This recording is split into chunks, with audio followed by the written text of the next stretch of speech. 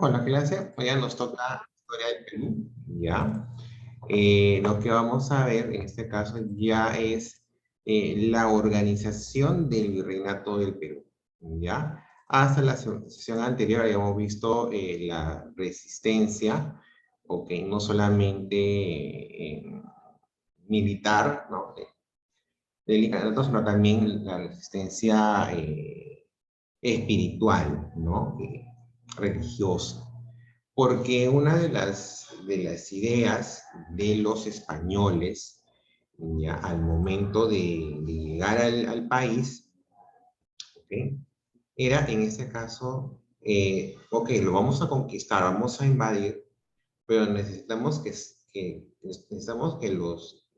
la población indígena o sea, no genere muchas revueltas, sea un pueblo tranquilo a la invasión. Entonces, para ello, ¿no?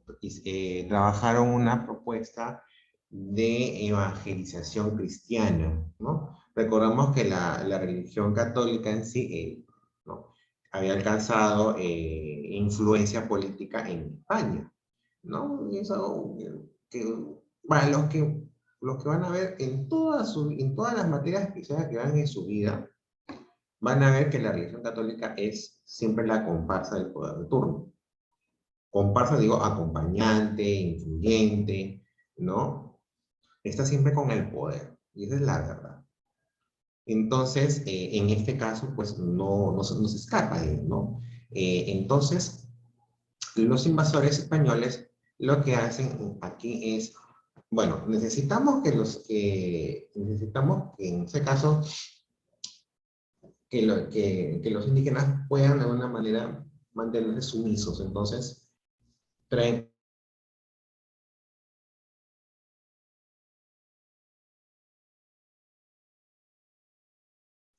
Ya, había una pequeña falla con el Zoom. Ya, entonces manténganse en su misma ubicación, ya, con sus cámaras encendidas, por supuesto. Ok, entonces les decía en este caso que necesitaron evangelizar para que de alguna manera poder a los indígenas quitarles su identidad andina, para que ya no, para poder en ese caso extirparle sus creencias religiosas, sus creencias espirituales, dado que es una población de años, ¿no? En este caso, fundada en Canaco. Entonces,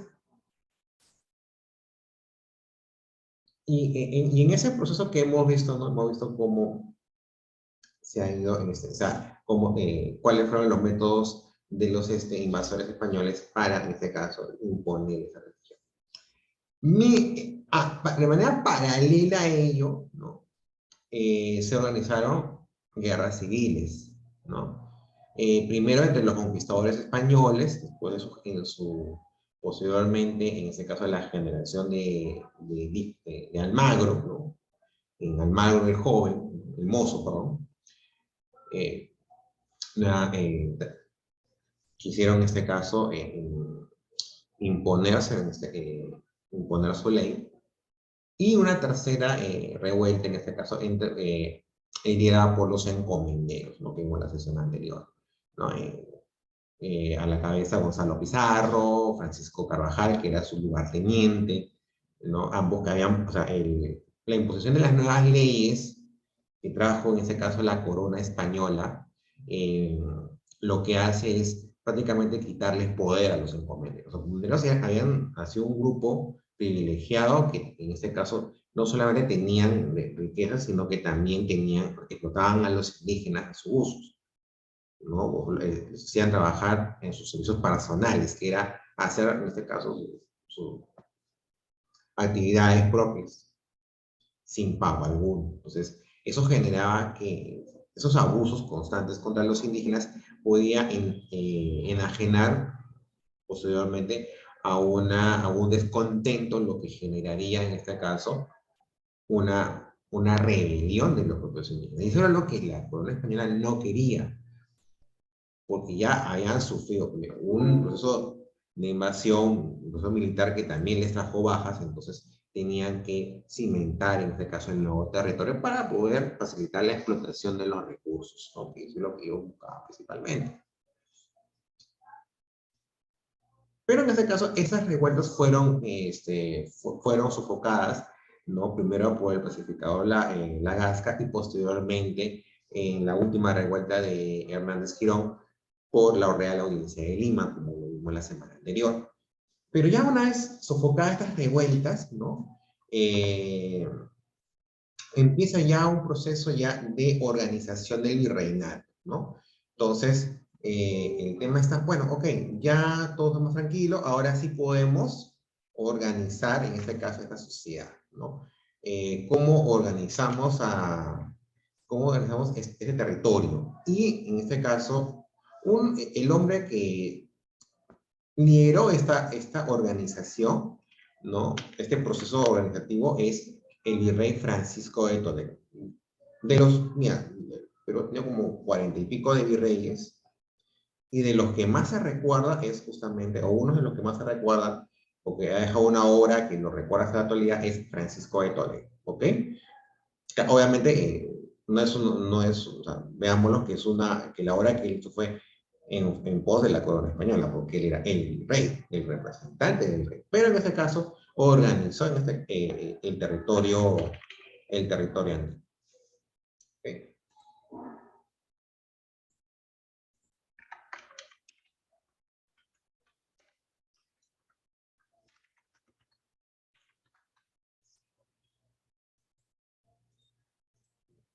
Entonces, desde la creación, en este caso, de las nuevas leyes, como les mencionaba, muchos virreyes pues, trataron de organizar el imperio, pero sin lograr muchos resultados. Ante la falta de eficacia de la administración colonial, el problema de resistencia de Vilcabamba y los conflictos con los habitantes de las nuevas tierras, el rey Felipe II, Felipe II designará en el cargo a Francisco de Toledo, quien asumirá este cargo en 1569. O sea, si la invasión española fue en 1532, ¿no? No estoy mal, son más o menos que algo de 30 años, ¿no? Un poquito menos, ¿no? Un poquito más de 30 años. O sea, pasaron 30 años y todavía no se habían organizado. O sea, la invasión, si bien fue más rápida de lo usual, ¿no? De lo que hubiera sido, pero la organización del imperio, del virreinato, no fue tan sencilla como parecía. Recién el quinto virrey, o sea, hablamos de Francisco Toledo, es el quinto virrey. El primero fue Blasco Núñez de Vela, ¿no? Que murió en campo de batalla. Y de ahí pasaron 4 virreyes más, ¿no? 2, 3, 4. 3 virreyes más. El segundo, el tercero y el cuarto. 3 virreyes. Y ninguno de ellos había podido lograr cuajar una administración colonial. Y recién con este virrey se pudo lograr ese cambio. Entonces, ¿cómo fue en este caso el proceso de organización del virrey Toledo? Bien, en este caso, pues, sí, destacamos en un inicio las llamadas visitas toledanas, que fue la primera medida de carácter administrativo, que fue en ese caso visitar de manera general el Perú. O sea, si vas a gobernar una tierra, pues tienes que conocerla en su totalidad, ¿no? O sea, tienes que no solamente sentarte en Lima, sino mancharte los zapatos e ir a todas las ciudades posibles del lugar donde vas a administrar el gobierno, ¿no? Entonces, eso es lo que hace Francisco de Toledo. Y cada una de estas visitas le llamaban las visitas toledanas. Por ello se reunió a un grupo de asesores jurídicos, geógrafos y religiosos que emprendieron en 1570, o sea, prácticamente el año siguiente de su llegada a estas tierras, esta llamada Gran Visita Toledana. Salieron de Lima rumbo a la Sierra Central. Recorrieron Jauja, Huamanga, Cusco, y en su camino fueron recopilando información sobre las costumbres, las creencias, distribución de tierras, huracazgos del mundo andino, porque iba a ser la base, ¿ok? O sea, ellos no iban a cambiar la base social en realidad.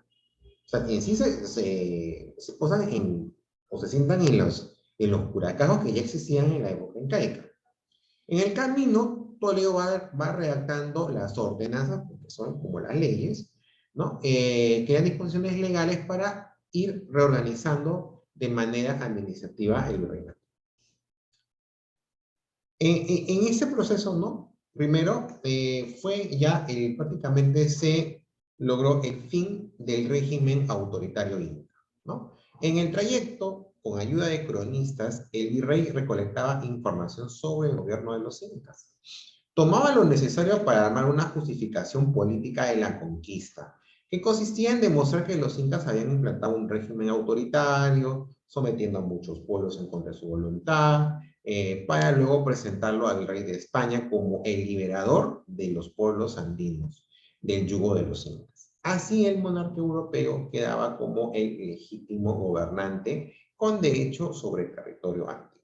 Recordemos que en este caso, que aún, o sea, aún durante el mandato del virrey Toledo, en este caso, todavía eh, quedaban los últimos años de la resistencia de Vilcabamba, de los últimos incas. Entonces, una vez que él logró, en este caso, asesinar al último inca, y recordemos cuando estudiamos la resistencia de Vilcabamba, esto le costó una llamada de atención, una reprensión de parte del rey.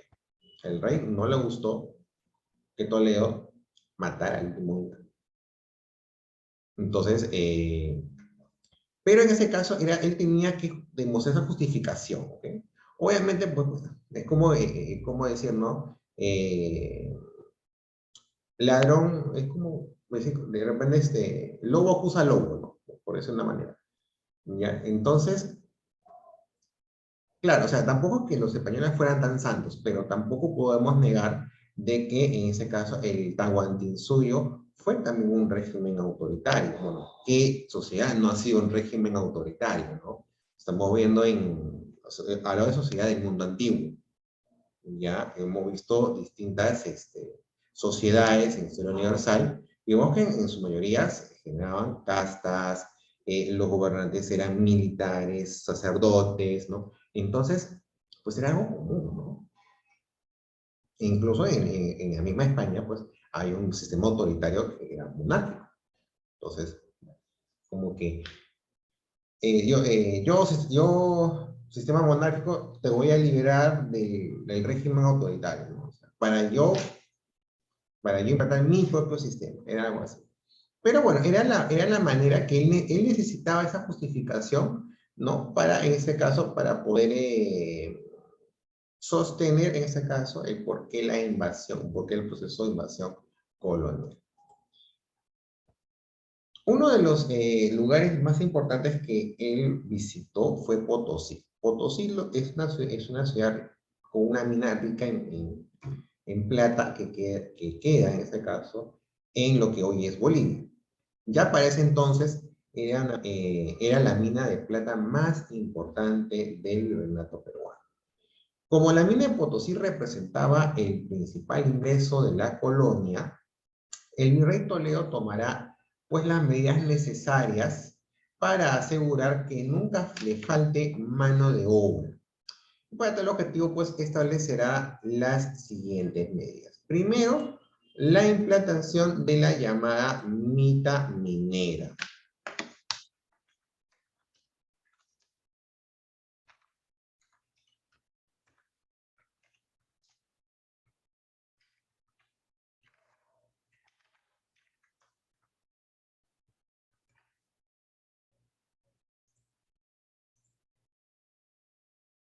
Ya, en este caso, es un sistema de trabajo obligatorio por turnos que aseguraba, en este caso, trabajadores en las minas. Lo realizaban en sí varones, ya, varones, en este caso, indígenas entre los 18 a 50 años. Y estos trabajaban a favor, en este caso, del Estado español. El trabajo de las minas era de 1 año. Toledo estableció que 16 provincias cercanas a la mina enviaran pobladores para cumplir este trabajo. Luego implantó el método de purificación, que implementó en este caso nuevas técnicas de purificación de la plata, que consistía en un proceso de amalgamiento con el azogue, que era el mercurio, lo que hoy es el mercurio. Era un mineral, en este caso, que era trasladado desde la mina de Huancavelica. La Casa de la Moneda de Potosí fue creada para que sea el centro de acuñación de monedas, o sea, donde en este caso creaban las monedas, ¿no? Producían las monedas, mejor dicho.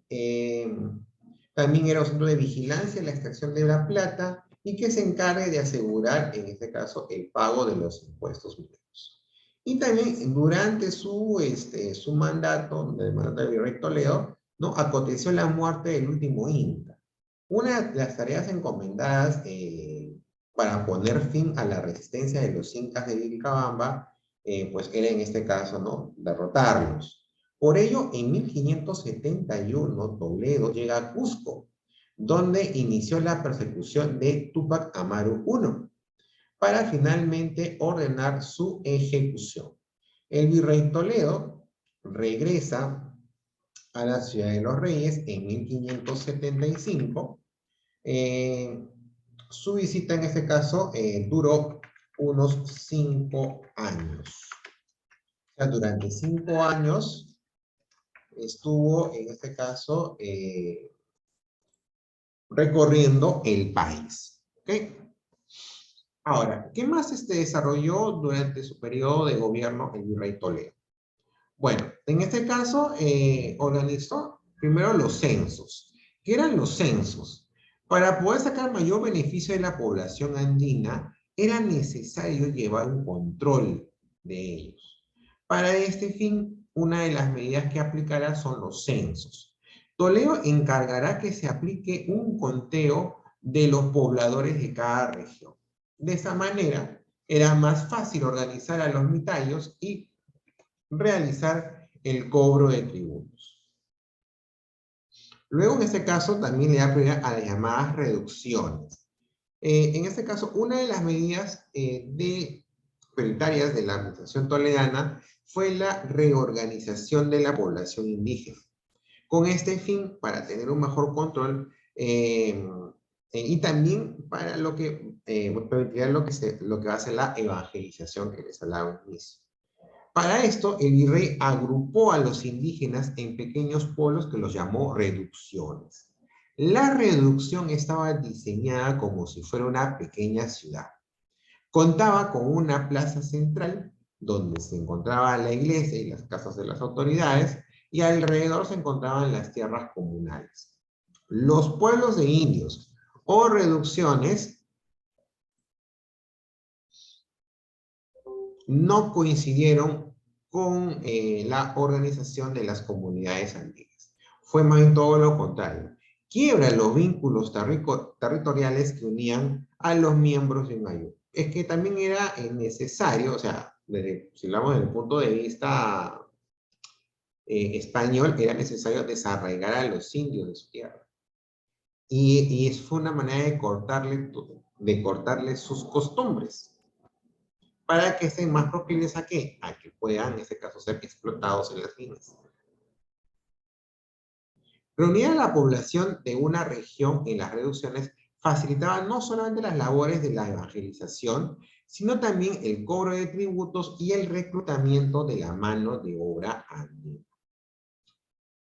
Además de organizar a la población andina, reestructurar la minería colonial y terminar con la resistencia de Vilcabamba, el virrey Toledo también tuvo que sofocar rebeliones de los propios españoles que estaban insatisfechos con la nueva forma de gobierno. O sea, que habían pasado ya casi 5 virreyes y todavía habían españoles insatisfechos con, en este caso, con el virrey, con esta forma de gobierno. Es así que tuvo que enfrentar motines en Cusco, en La Paz, en Quito. En todas estas revueltas, el virrey supo imponer su autoridad y orden. Toledo también tuvo que enfrentarse a las incursiones del corsario inglés Francis Drake, quien luego de cruzar el estrecho de Magallanes y capturar algunas naves de las costas de Chile, hizo su aparición en 1579 frente al puerto del Callao, pero sin realizar ningún ataque, prosiguiendo así su camino hacia el norte. Un poquito de geografía, ¿no? Para poder entender qué es el estrecho de Magallanes. ¿Ya?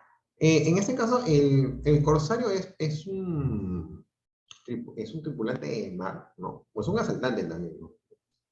Pero en este caso, vinculado a un estado, ¿no? Ya sea el estado británico o en este caso o el holandés. Los piratas, ¿no? Eran más bien sí, ladrones, pero tramaban asaltos a puertos, pero por su propia cuenta. Esa era la diferencia entre corsarios y piratas, ¿ok? Entonces, en el caso de Francis Drake, de repente muchos lo van a escuchar, ¿no? El estrecho de Magallanes, o sea, el estrecho que cruzó, en este caso Francis Drake, ¿no? Está aquí, al sur. O sea, al sur de Sudamérica, ¿ya? Entre lo que es el lado sur de Argentina y los inicios de la Antártida, ese espacio se llama el Estrecho de Magallanes. Es ahí donde, en este caso, Francis Drake cruzó, ¿no? Desde el Atlántico hasta el Pacífico. O sea, es el canal de comunicación entre los dos océanos, ¿no? Claro, en este caso, el destino de Francis Drake era más bien al norte, no quería nada con Perú.